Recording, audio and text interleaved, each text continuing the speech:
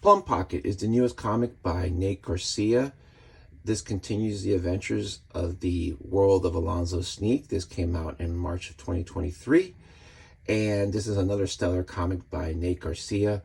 And this does include lots of spoilers because there's no way to really talk about this book without actually talking about what's in it.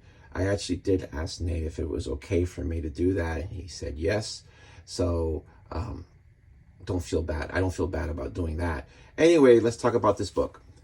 So this is another great magazine-sized comic, cardstock kind of cover, magazine-sized pages, full color throughout.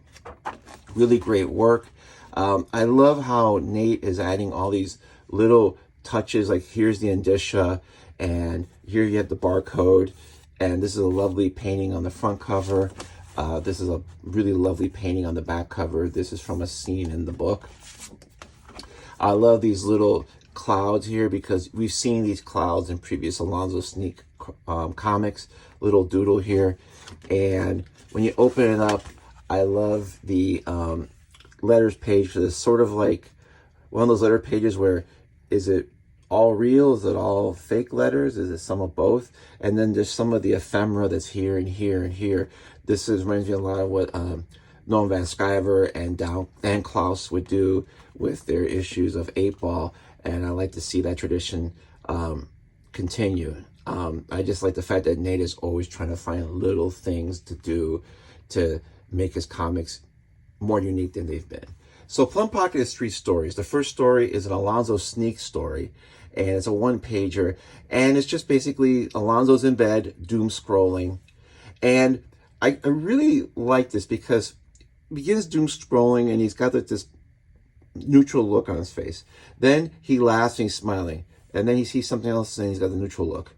And then he says, does Sheena really love me? And Sheena is his horse that he's in love with. And then nothing. And then, does Huff actually like being my friend? And Huff is his best friend. And then, should I kill myself? And then nothing. And then, oh, I love my phone. And I think it's this commentary of how we go through and we doom scroll on social media feeds, and based on what we see, we either are entertained or all of a sudden we start doubting ourselves. And it's like this thing where a lot of times based on social media, there's a tendency, if you're not careful, of actually like feeling worse about yourself, depending on what you're looking at than you did in the beginning of it, of getting on your phone. And then after all this, it's like, oh, I love my phone. Like, we're addicted to this thing. It manipulates our emotions, but we love it. And side note, this page was posted twice on Nate's Instagram page, and it was deleted both times by Instagram. I'm assuming because of this panel here, but it's good to see this large and in print. The next story is, the main story is Plum Pocket. And Plum Pocket is really almost in 2 parts. There's a daytime part and a nighttime part. And the daytime part shows Alonzo, Sheena, Huff, and Monty. And they're crossing this like plain, or not, maybe a desert or something. It's really hot, and they're walking towards the location where they're going to celebrate Sheena's birthday. And as you have the heat, Alonzo starts getting more and more delirious, and he starts actually like making out with Sheena, which is actually kind of funny because it's sort of that play of like he really loves Sheena, and so it's just a natural progression. And then later on, Huff is asking Monty for poppers, and actually, to show my age, I actually had to Google what poppers were. And when I found out it's amyl nitrate, it's like, oh, okay, because I remember coming across and reading about amyl nitrate in a Hunter S. Thompson book, like back in high school. So it's been around forever. It's a amphetamine. And then they use as a segue to say, remember the last time you took poppers? And then you have this flashback to, you could tell this is like in high school. And they've established previously that they had some kind of relationship in high school. Now she has a female partner, Chazelle, and he's got no partner. And so they're indoors, and he's got his like dark sunglasses on. And this is typical Huff trying to be too cool for school and trying to be aloof and distant, where you can't really penetrate the inside. And she's like telling him, what are you wearing sunglasses for? So she actually seems concerned. Her dress is different. Like here, she's just wearing pants, and this is like her typical clothes that she wears. It's sort of like in Peanuts, they all wear like the same clothes, so you can easily identify them. And then here she's got like a short dress, and her hair's different. And so this is like a flashback. And then they come to present day, and they finally reach the destination. They see this either lake or shore.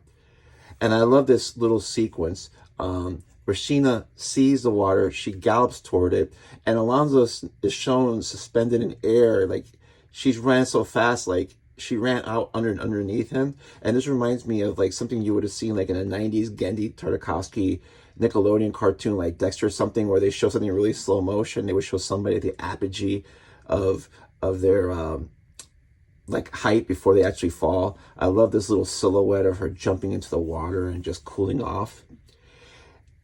And the rest of the story, there's some weird random elements. Like there's this old creepy guy that's there, but really doesn't do much. But he's just there for some kind of comic relief, I think. Or I just haven't determined why he's there. But there's this long back and forth and conversation between mostly Huff and Monty. And it just shows they have this weird kind of awkward relationship at this time, because they're not dating. They used to date, but it's strained or awkward. And Alonzo's kind of there, but he's like thinking more about Sheena, and he's kind of like not picking up on anything here. And they're just hanging out at the beach. And I actually like one little thing. I like the way Nate draws Monty, because she's thin enough to be in a bikini, but he doesn't do that thing where a lot of guys do, where they draw somebody in a bikini and they like look perfect in that bikini. She's got like not belly, but it's not like perfectly like flat like a lot of guys would draw like this perfect bikini body. It draws her like a normal woman, like a normal slim woman who can wear a bikini. So there's more of this weird back and forth between them, and this sets up a lot of stuff that's in the second, what I call the second chapter of the story, the nighttime chapter. And they just have this, like I said, you could tell there's like a closeness or a connection between them. And they're just sitting there getting high, hanging out. And then all of a sudden she starts like hitting on Huff, and she actually gets on his back and like starts straddling him. And she makes this weird cryptic comment like, here, come to this, pretend I'm your dad, like Junior all over again. And he's showing a lot of restraint. He's saying, you're sloshed. And she's like, oh, kill me. Like she thinks this is fun. And then they're having this conversation while she's straddling him, and he's like even says, could you please get off me? Like for some reason she's like flirting with him. And she's like, come on, Huff, it's better. It's only a matter of time before nature takes its course. She's like, it's only a matter of time before we actually do something, intimate. And he's like saying, like, you just like, he's like not getting into it at all. He's like trying to keep that barrier there. So Nate finds Sheena, and I guess Sheena drinks some water. She partially drowned. And then they actually do revive her, and she's okay. Starts raining, and then for some reason this creepy guy is wearing Alonzo's clothes, and then at the end he says, could you get on my clothes? And he's like, oh, I just wanted to dress like a little cowgirl like you. So the whole point of this was just to kind of point out that he thinks he's dressing like a cowboy, and he's like, oh, you look like a cowgirl. I just thought that was kind of cute. Then all this sets up a lot of the interplay here in the second half, which is the nighttime half. It's nighttime. They've been drinking, getting high. They sing happy birthday to Sheena. They are sharing ice cream, celebratory ice cream. And you just have this sequence where like Alonzo and all of them are together, and it's kind of a strange environment, because Alonzo is almost like a secondary character in this story, where he's just really focused on like being affectionate or amorous towards Sheena. And then you leave them alone, and you leave these two alone. And they're having this conversation, and she's kind of like flirting with him. And he's still, you can tell they're getting close just by, and I love this great art, just like this body language. You could just see them getting close and their eyes looking at each other. You don't really need any explanation here. You can just tell that there's a closeness still between them. And she starts like kissing him. And you could just tell that she's looking at him like she's interested in him. And he's looking the other way like, what do I do? So he instinctively just takes this ice cream cone and just hits her in the face. And he says, effing quit it. And then he just says, and then she says, I'm really sorry. I don't know why I did that. So she's still continuing to hit on him. And he's still like keeping that barrier there for whatever reason. I guess he doesn't want to rekindle old passions, or he just realizes, hey, look, you know, we're past this. So then they explain, and she's like, oh, you know, I'm sorry, it wasn't that. And I won't, you know, don't tell, she says, like, don't tell anybody I did this. Don't tell my partner I did this. Don't tell anything. And after all this, he says, maybe you would want to kiss again. So he finally like kind of gives in to all this temptation. She's been like giving him all this. She's been hitting on him the whole day. And then when he says, maybe you want to kiss again, she goes, ugh. She goes, look, and then she's like, ugh, like she seems like she's grossed out. He goes, and then he's like, oh, I'm sorry, I didn't mean to cone face you. I just got nervous. And he's trying to explain why he did that. And then suddenly she says, look, I should probably go. I'm totally sloshed, and you're getting a bit puppy beggy. And so the entire day, she's been hitting on him and hitting on him. And then finally, and he's been keeping his distance. So he finally gets weak because, you know, people are people. We're human beings. And then when he actually shows, hey, maybe you want to do that again, she turns it all around and is like, oh, no, you know, I'm drunk and you're getting puppy beggy. Where all of a sudden she turns around at him like he's been begging her. And then she looks, and finally, I guess he's so turned on that he actually, lack of a better term, ejaculates in his pants. And then she makes fun of him and starts laughing at him. And she just makes fun of him. And then he just runs off. And Huff is always too cool for school. He's always aloof. He's always in charge. He's always like, you know, like a strong, more silent type. And then he just runs off crying. Just runs off crying like a little kid. Runs off, and he gets, from being nervous and from running and everything, he throws up. And then he throws up again. And then he just sits there on his back and he says, I totally love her. And then he throws up again. And that's how it ends. So the first part of the daytime part kind of establishes this weird dynamic between the two of them. And then this nighttime part establishes this toxic relationship where he's trying to keep distant from her. He still has feelings for her, but he's still trying to keep her away, kind of like, you know, at a distance. And then he finally gets weak, and when he gets weak and he's like, hey, maybe we're gonna get together, she turns around at him and says, oh, you're getting puppy beggy, after she's been hitting on him all day. And I'm not sitting here going to do this thing where you're blaming the woman or stuff, but I've been in relationships, and I know people that have been in relationships, that it almost seems like someone is interested in you when they can't have you, but as soon as they know they have you, they lose interest. And I don't know if that's just out of meanness or some trauma they had when they were younger that makes them that way. But it's like they want the closeness, but then as soon as you show the closeness, they push it away. So she's been kind of like, so, and then it causes him to be this strong silent type, to be vulnerable. And he's got, and I love the use of these big, literally puppy dog eyes. You feel bad, and then it just runs off and cries. So this tough guy, aloof, cool guy, is crying like a little kid. And then he just admits, I totally love her. So now I'm curious to see how much Nate explores this dynamic, and also what caused Huff to be so aloof and too cool for school. Is there something there more? Because there is that weird cryptic comic of like, you know, come like you did for your daddy. I don't want to read too much into it, but Nate doesn't do things just for the heck of it. There's something there. He drops things in there and he's trying to do something intentionally. And that's how this ends.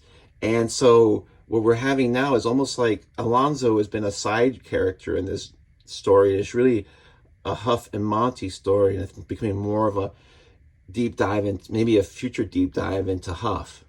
And this is just Nate experimenting, doing different things, not just doing the same Alonzo Sneak type of comic, that's been successful before. He's gonna do something different. And I really like the ambition, and someone's just young and got some success and is making great comics and say, hey, you know what, I'm gonna do something different. And I love these color choices, just this bluish and this off bluish yellow almost, and the sky. It just sits like this, to me, like this really cool mood, almost like a foreign film, for lack of a better term, because the daytime stuff is just beautiful, beautiful, full colors. And then at night, it's like blue. It's like I said, it's almost like one of those French films that you would see where sometimes the director would change the light that's hitting the subject depending on the mood that's there. And they would put a blue filter, they put a red filter. I really like this.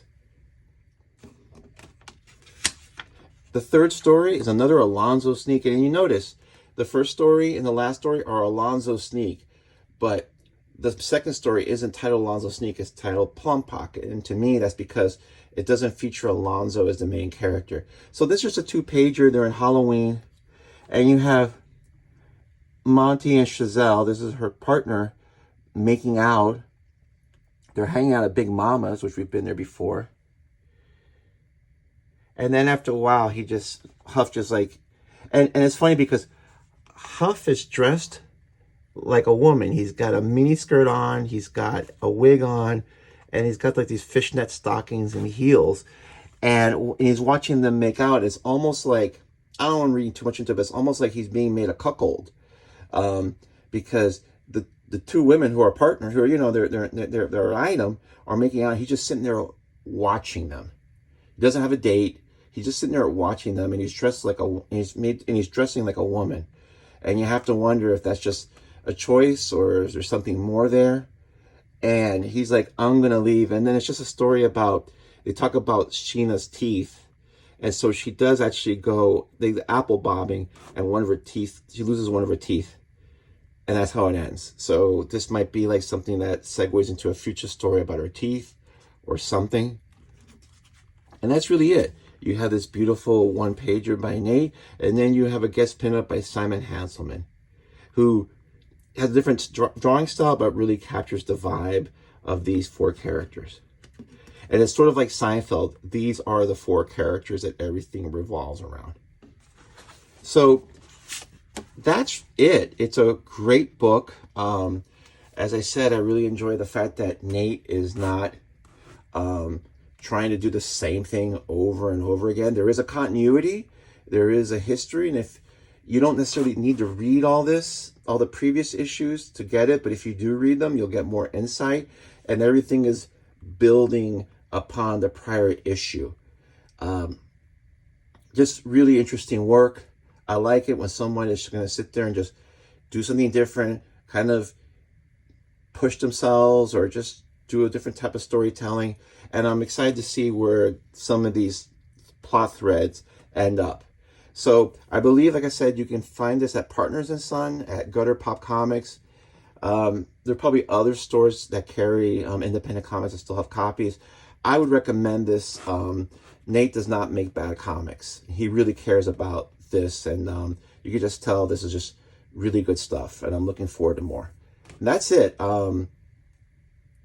And, you know, if you've read it and you enjoyed it, you know, please leave a comment. I like to get other people's thoughts because these are just my thoughts, but there's obviously things that I'm going to miss. Um, and, you know, I like the sharing of ideas, really. Anyway, thanks and have a great day.